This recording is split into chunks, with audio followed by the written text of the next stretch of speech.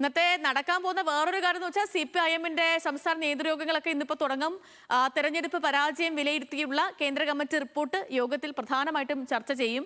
ഇന്ന് സെക്രട്ടേറിയറ്റും നാളെയും മറ്റന്നാളുമായിട്ട് സംസ്ഥാന കമ്മിറ്റിയും ഒക്കെ ഉണ്ട്. ദേശാഭിമാനിയെ ചൊല്ലിയുണ്ടായ കള്ളൻ വിജയൻ ലേഖനം അടക്കമുള്ള വിവാദങ്ങളും സംസ്ഥാന നേതൃത്വത്തിന്റെ ചർച്ചയിൽ വരും. അർജുൻ രാജ് വിവരങ്ങളുമായി ചേരുന്നുണ്ട് തലസ്ഥാനത്ത് നിന്നും, തിരുവനന്തപുരത്ത് നിന്ന് തത്സമയം. Arjun, good morning. CPM-നെ സംബന്ധിച്ച്, ഇടതുമുന്നണിയൊക്കെ സംബന്ധിച്ചിടത്തോളം, പ്രത്യേകിച്ച് CPM-നെ സംബന്ധിച്ചിടത്തോളം വളരെ നിർണായകമാണ്. ഇന്നും അടുത്ത ദിവസങ്ങളിലുമായിട്ടൊക്കെ ഒരുപാട് വിഷയമുണ്ട്. ഇപ്പോൾ ഏറ്റവും ഒടുവിൽ വന്ന വിഷയമാണ് ദേശാഭിമാനി. അത് പാർട്ടി പത്രം പാർട്ടിയെ തന്നെ വെട്ടിലാക്കുന്നു. അതും ഒരു കയ്യബദ്ധമല്ല. വിഴിഞ്ഞം വിഷയത്തിൽ നമ്മൾ ഒരു കയ്യബദ്ധം കണ്ടു.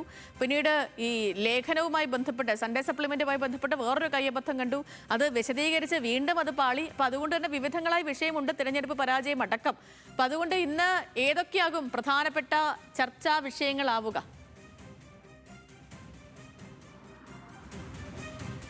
Sethu, good morning. തെരഞ്ഞെടുപ്പ് പരാജയം വിലയിരുത്തിയുള്ള കേന്ദ്ര കമ്മിറ്റി റിപ്പോർട്ട് അത് അവതരിപ്പിക്കുക എന്നുള്ളതാണ് 3 ദിവസം ചേരുന്ന സംസ്ഥാന നേതൃയോഗങ്ങളുടെ പ്രധാനപ്പെട്ട അജണ്ട.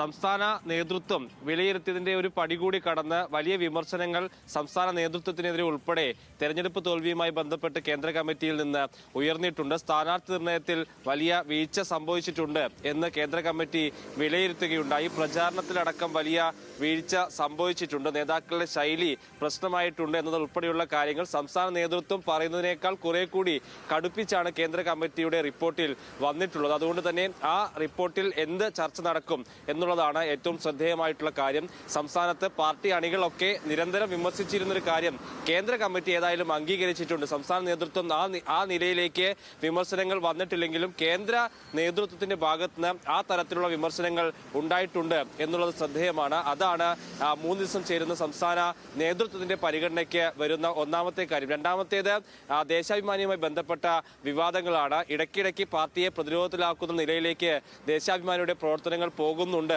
എന്നുള്ള വിമർശനം പാർട്ടി നേതൃത്വത്തിന്റെ ഇടയിലുണ്ട്.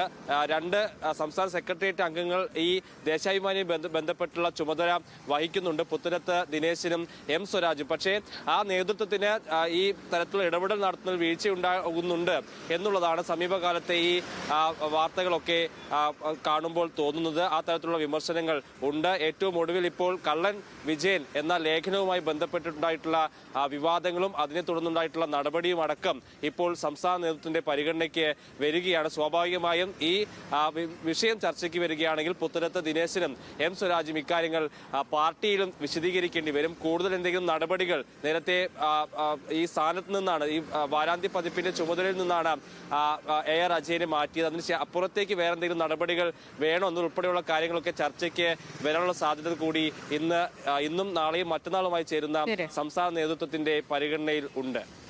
ഓക്കേ, ശരി അർജുൻ.